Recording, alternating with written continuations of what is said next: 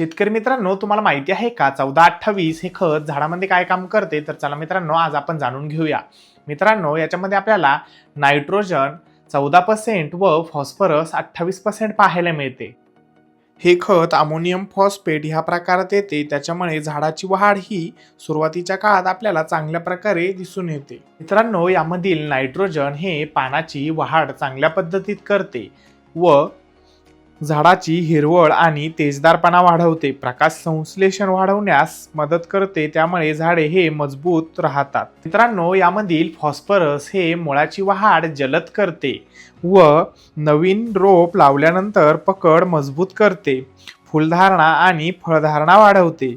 पिकाची वाढ सुरुवातीच्या काळात चांगल्या पद्धतीत करण्याचे हे काम करत असते. हे टोमॅटो, मिरची, वांगी, ऊस, कापूस, गहू, मका व फळपिके याच्यामध्ये याचा उपयोग जास्त प्रमाणात केला जातो.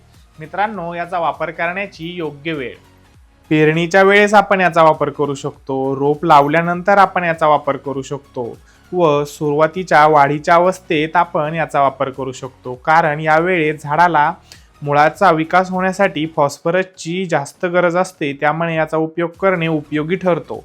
मित्रांनो, याचे प्रमाण आपल्याला एकरी 40 ते 50 किलो घ्यायचे आहे. मित्रांनो, अशीच माहिती आवडली असतात आपल्या चॅनलला लाईक, सबस्क्राईब, फॉलो नक्कीच करा. धन्यवाद.